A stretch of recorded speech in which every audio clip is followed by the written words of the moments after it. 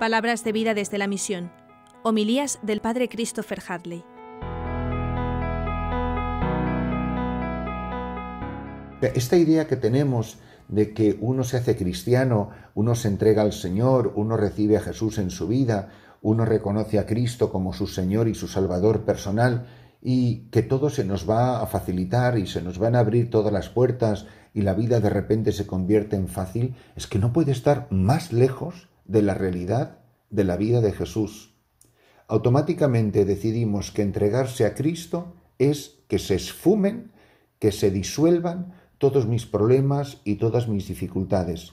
Y no es así, es pasar haciendo el bien, curar a todos, haciendo el bien a todo el que pudo, cuando recibía desprecio y rechazo de la muchedumbre, que es una cosa que nos duele como no nos podemos ni imaginar.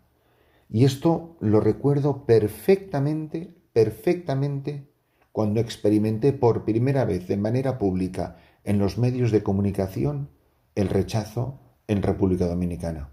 Cuando empecé la defensa de aquellos trabajadores en los cañaverales de la República Dominicana, que no eran más que los campos de caña que pertenecían a mi parroquia, es decir, ocupándome de la labor pastoral que me había confiado la Iglesia a través del obispo, me acuerdo que cuando empezaron a publicar en la prensa local dominicana y después internacional en España y en otros sitios artículos sobre la labor que supuestamente magnífica estaba haciendo este sacerdote, por primera vez, recuerdo como si fuera hoy, leí una columna de un señor que se llamaba Orlando Gil en el Listín Diario que me criticaba amargamente, mordazmente, que no era para nada grave la acusación que hacía contra mí o la crítica que hacía contra mí para lo que después se iba a publicar.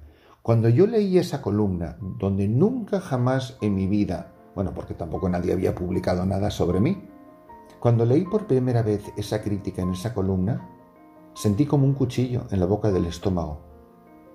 Y me di cuenta inmediatamente que no era más que mi soberbia y mi orgullo el que me molestara que me criticaran. Tuviera razón o no tuviera razón lo que dijera el artículo, eso daba completamente igual. Pero el hecho de que alguien públicamente en un medio de comunicación como es la prensa, de tirada nacional en ese país, hablara mal de mí, me criticara, me rechazara, no es los fariseos que planean el modo de matar a Jesús, no, es un artículo de crítica. Y es como si ese día, cuando leí esa columna, quedé para siempre vacunado. Y desde entonces nunca jamás me ha importado que digan lo que digan, escriban lo que escriban, publiquen lo que publiquen. Es como que ese día quedé completamente inmunizado. ¿Y cuántas veces no me han preguntado a mí a lo largo de estos años? Pero usted cuando lee esas cosas es como si estuvieran hablando de otro. Es que no me da ni frío ni calor. Pero no es ya ni por heroísmo, ni por virtud, ni por nada. Es que me da completamente igual. Quedé completamente vacunado. A una distancia sideral, yo entiendo perfectamente estas palabras. Es decir, el cristiano, el sacerdote, no digamos personas que tenemos un oficio público en nombre de la Iglesia, que no es capaz de soportar el rechazo, el desprecio, la crítica, la condena, la descualificación mordaz, no sirve para el reino de Dios, no sirve para el Evangelio. Que se dedique a otra cosa porque lo va a pasar fatal y va a sufrir muchísimo. Es decir, Jesús está viviendo el rechazo de su pueblo, está recibiendo el rechazo de la gente religiosa de su tiempo, simplemente para que se cumpliera, y así lo dice la palabra, y así se cumplió lo que dijo el profeta Isaías. Es decir, él, Jesús de Nazaret, que es mi siervo, es mi elegido, es mi amado y mi predilecto. Pero ¿se pueden decir cosas más bonitas de una persona? ¿No quisiéramos nosotros de verdad oír la voz del Padre que dice que tú y que yo, que es lo que somos? Porque toda persona es eso a los ojos de Dios. Somos siervos de Dios, somos sus elegidos. Dios Padre antes de la creación del mundo nos eligió. Mi amado mi siervo, mi elegido, mi amado. Tanto amó Dios al mundo. Este es mi hijo, mi predilecto. Son las palabras en el bautismo, en la teofanía del bautismo. Son las palabras de la teofanía del monte Tabor, de la transfiguración. Sobre él he puesto mi espíritu. Hemos recibido el espíritu de Jesús para anunciar el derecho a las naciones. Y anunciar el derecho a las naciones significa que los fariseos de turno, y cada uno tenemos nuestros fariseos, van a planear el modo de acabar con nosotros, que puede ser la calumnia o que puede ser la violencia física, que puede ser que arruinen tu carrera, que puede ser lo que sea, da igual. Pero que el enemigo no se va a quedar de brazos cruzados, que siempre vamos a recibir el rechazo y el desprecio. No porfiará. ¿Cuál es la respuesta del siervo, el elegido, el amado, el predilecto? No porfiar, no gritar y no vocear por las calles. ¿Por qué? Porque la caña cascada, seremos una caña cascada, pero nadie la va a quebrar. A veces seremos un pábilo vacilante. Un pábilo vacilante es esa llama de esa lámpara de aceite que a veces vacila porque sopla la brisa, el viento, pero no se apagará. Y esta caña no se quebrará, ese pábilo, la llama no se va a apagar hasta implantar el derecho. En su nombre esperarán las naciones. Esta es la misión de la Iglesia. Que muchas veces pareceremos una caña cascada o un pábilo vacilante, pero nunca jamás se quebrará, porque el Señor la sostiene, el Señor le da fuerzas. Y esa llamita que parece que cualquier brisa la va a apagar, no la subestimemos, no se apagará jamás la luz de Cristo en el corazón de los hombres, que es capaz de soportar la injuria, la infamia, el desprecio. Por eso es importantísimo que todos nosotros nos revisemos frente a la crítica, frente al desprecio, frente al rechazo.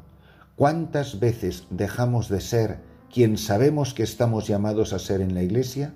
Para que no nos critiquen, para que no hablen mal de nosotros, para que no se mofen de nosotros, para no ver nuestro nombre ensuciado.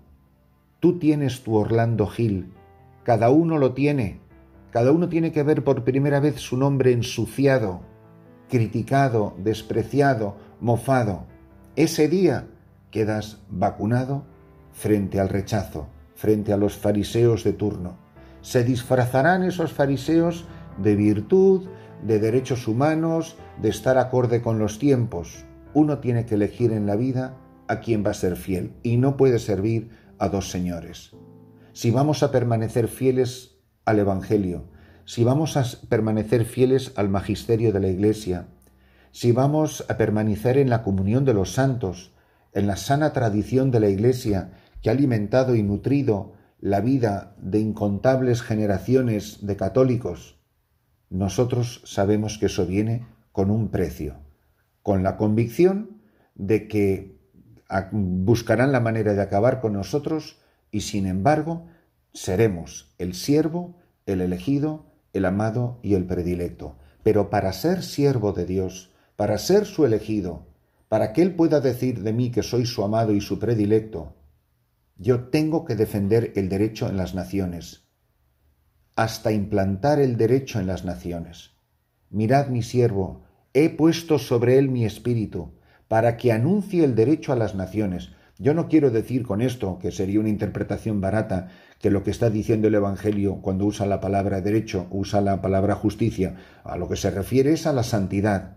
Ahora, no simplemente una santidad de peana, también quiere decir nuestras relaciones con los hombres, nuestros hermanos.